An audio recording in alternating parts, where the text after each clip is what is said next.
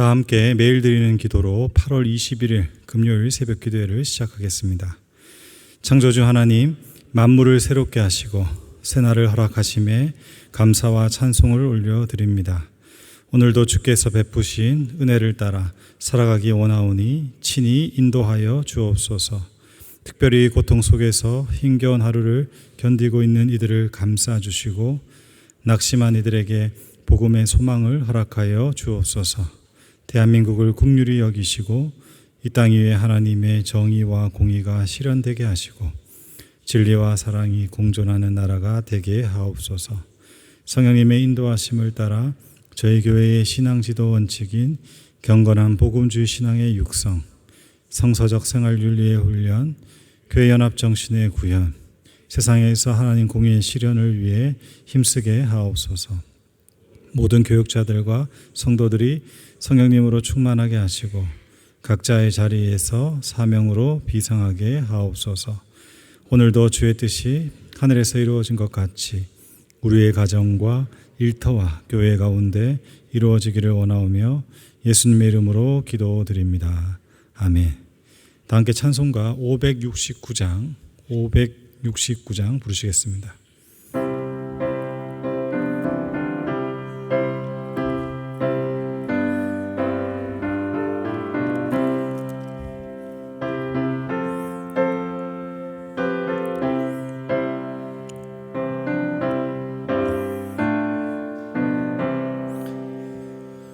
선한 목자 되신 우리 주 항상 인도하시고 푸른 풀밭 좋은 곳에서 우리 먹여주소서. 선한 목자 구세주여 항상 인도하소서.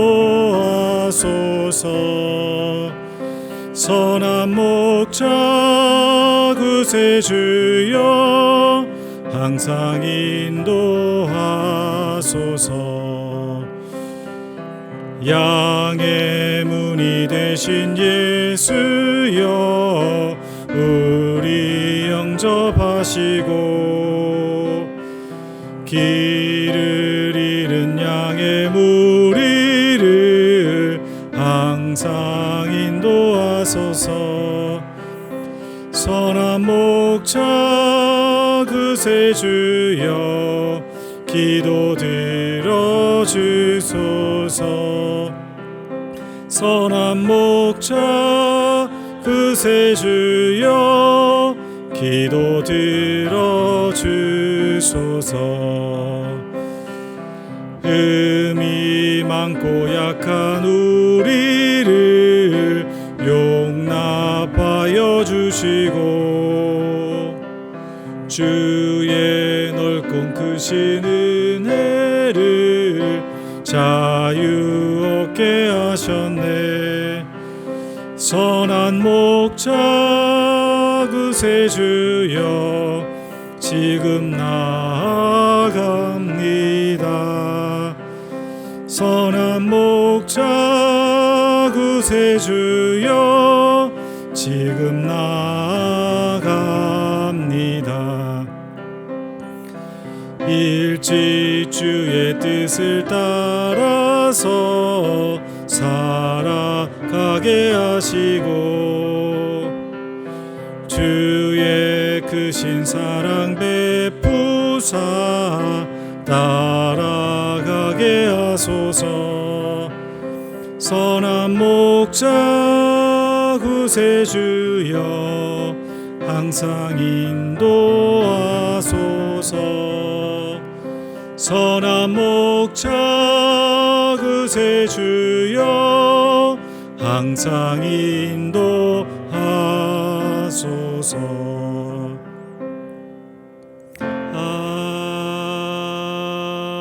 아멘. 오늘 오이코스 성경 통독 본문은 구약성경 에스겔서 13장에서 15장까지입니다. 그 중에서 13장 1절에서 4절까지의 말씀을 다 함께 교독하시겠습니다. 여호와의 말씀이 내게 임하여 이르시되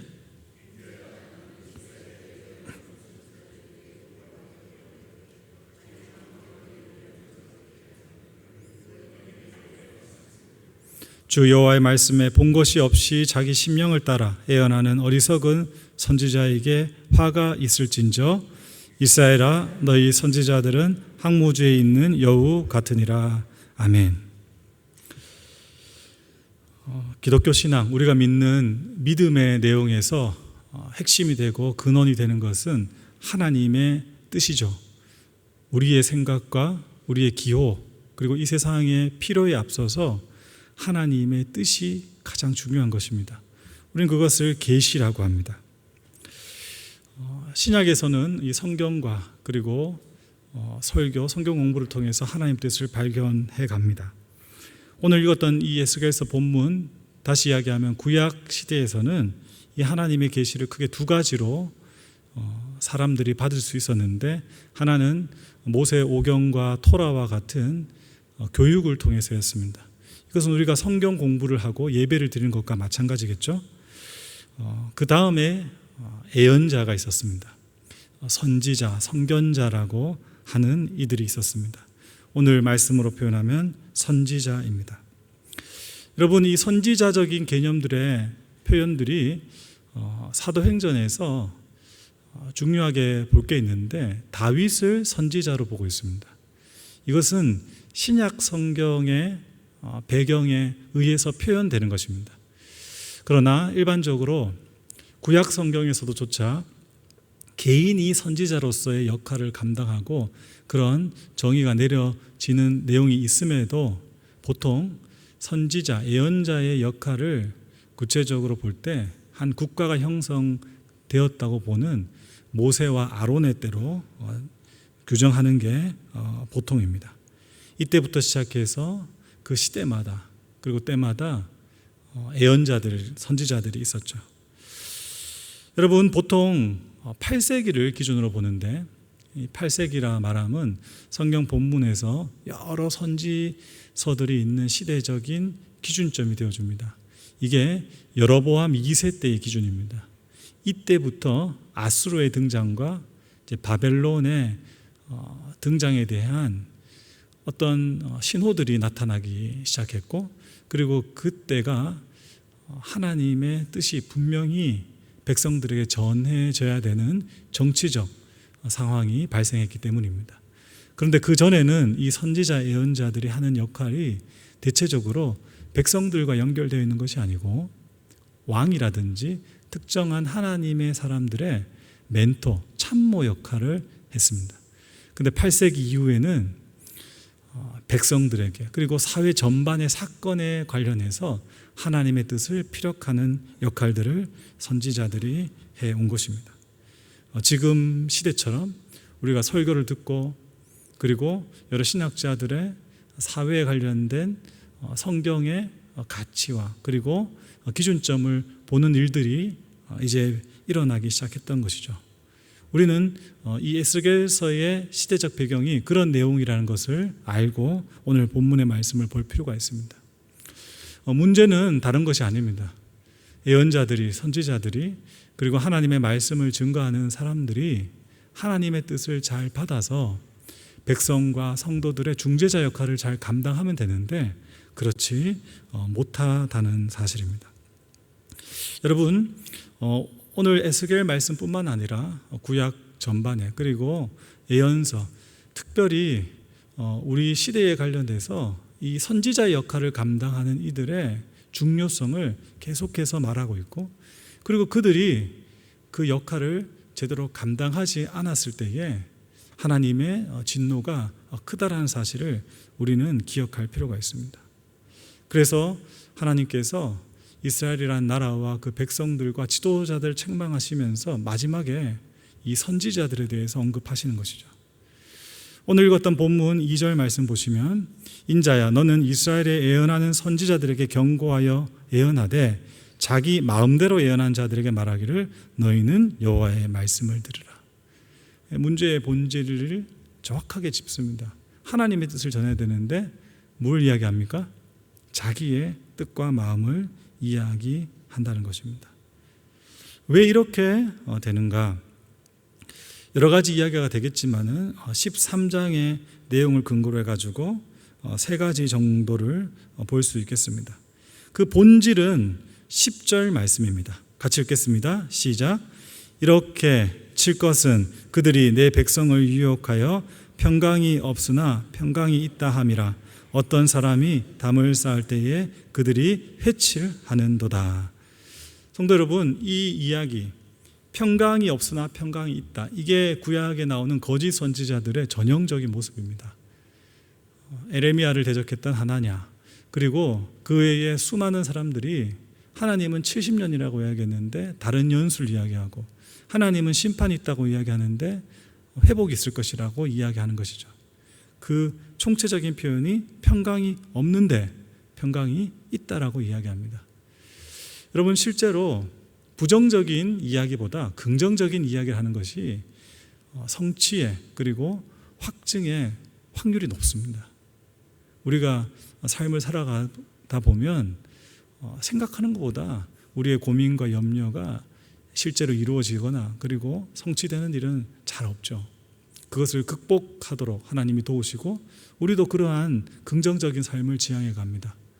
그런데 이 부정적인 상황들, 그리고 경고의 상황 속에서 정확하게 하나님의 뜻을 전한다는 것은 결코 쉬운 일이 아닙니다. 이것은 하나님과의 깊은 관계와 지속적인 삶이 받쳐줘야 되는 것이죠. 그런데 그러지 못하다 보니 잘못된 이야기를 하는 것입니다. 그리고 평강이 없으나 평강이 있다라고 말하는 대상이 누구일까요? 예언자와 선지자들이 가장 깊이 관여하게 되는 사람들은 아무래도 권력자들, 그리고 부유한 부자들의 관계성 속에서 이야기하는 경우가 많이 생기게 됩니다. 앞서 말씀드렸듯이 8세기 이전에는 왕과 유력한 지도자들의 책사 그리고 멘토 역할을 했기 때문에 그렇습니다. 그러다 보니 어떤 일이 벌어지느냐, 보십시오. 19절 한번 보십시오. 19절 같이 읽겠습니다. 시작. 너희가 두어 웅큼 보리와 두어 조각 떡을 위하여 나를 내 백성 가운데서 욕되게 하여 거짓말을 고지 듣는데 내 백성에게 너희가 거짓말을 지어내어 죽지 아니할 영혼을 죽이고 살지 못할 영혼을 살리도다. 성도 여러분, 이게 무서운 게 인간적으로 생각할 때 선지자들도 결혼을 했고 가정이 있고 자녀들과 이 삶을 꾸려가야 되는데 여기에 관련돼서 지속적인 돌봄과 공급을 받지 못하기 때문에 결국 권력자들과 부유한 이들의 관계성 속에서 자유롭지 못한 상황이 생기는 것이죠. 그런데 어지간한 훈련과 그리고 하나님에 대한 관계가 아주 굳건하지 않으면 어떻게 된다고 이야기하고 있습니까? 대단한 것도 아니에요.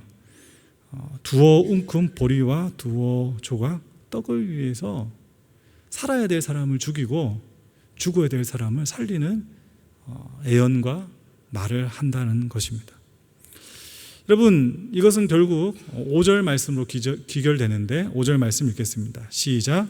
너희 선지자들이 성 무너진 곳에 올라가지도 아니하였으며 이스라엘 족속을 위하여 여호와의 날에 전쟁에서 견디게 하려고 성벽을 수축하지도 아니하였느니라.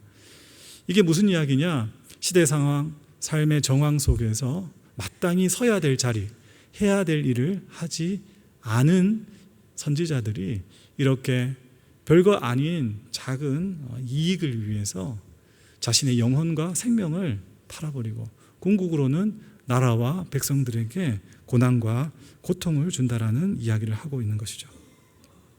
여기에 관련해서 성경은 거짓 선지자들을 판별하라고 이야기하고 있습니다. 여러 내용 중에서 특별히 신명기 말씀에서 그것을 많이 이야기해 주는데 크게 세 가지를 이야기합니다. 여러분, 첫 번째, 거짓 선지자들의 말씀과 뜻은 성취되지 않습니다. 어긋납니다. 거짓 선지자들은 자기 말이 성취되지 않은 것을 보고 여러 가지 이야기와 변명을 통해서 또 애언하고 또 말을 합니다. 그것은 이 시대도 마찬가지죠. 그런데 다른 분별법이 없습니다. 시간을 두고 그 말이 성취되는지 아닌지 보십시오. 그 말이 맞는지 틀린지를 보십시오. 우리 인생에 예언자들이 있었잖아요. 누굽니까? 부모님들입니다. 그 부모님이 했던 말씀들 중에서 쓴 말이 많았죠. 근데 그 말들 중에서 대부분이 성취되었죠. 그러면 그것은 참 선지자요, 하나님께서 우리에게 보내준 예언자입니다. 두 번째, 출처를 확인해야 됩니다. 여러분, 선지자들이 예언을 할 때 이들의 예언은 하나님에 관련된 예언을 하지 않습니다. 그들은 인생의 욕구와 상황에 적합한 말을 정말 입에 혀처럼 달게 말합니다. 다시 이야기하면 하나님을 전면적으로 부정하는 사람들은 분별이 쉽습니다.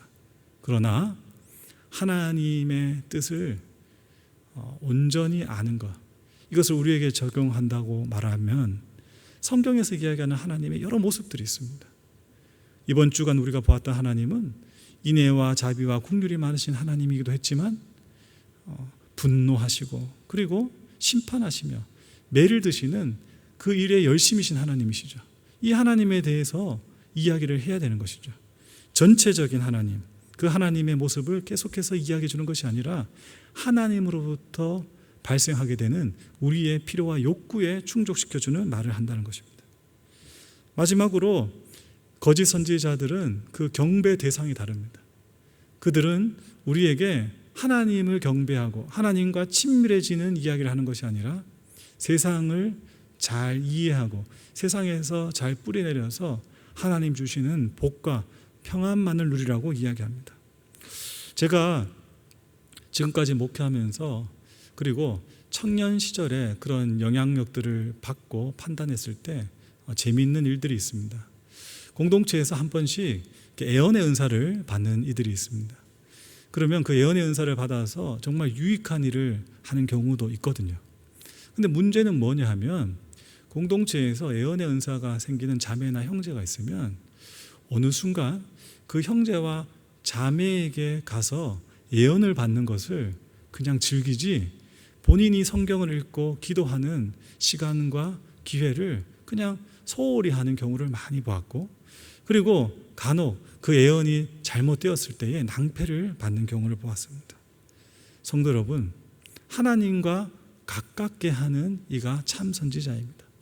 여러분들이 하나님의 말씀을 가까이 하고 기도하는 것에 관련돼서 권면하고, 그리고 여러분들의 삶의 자리에서 직면하면서 하나님이 원하시는 길을 가도록 독려하고 그것을 지지해주는 사람, 그런 교회, 그것이 참되다는 것입니다. 여러분, 마지막으로 기억할 것이 있습니다.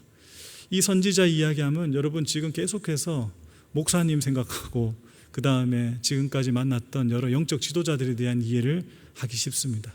그러나 앞서 말씀드렸듯이 사도행전에서 다윗을 선지자로 표현했다는 것은 예수 그리스도 이후에, 그리고 베드로 사도의 말에 빌리자면 우리 또한 제사장이며 선지자이며 이 시대의 책임을 가지고 있는 사람이라고 할 수 있습니다.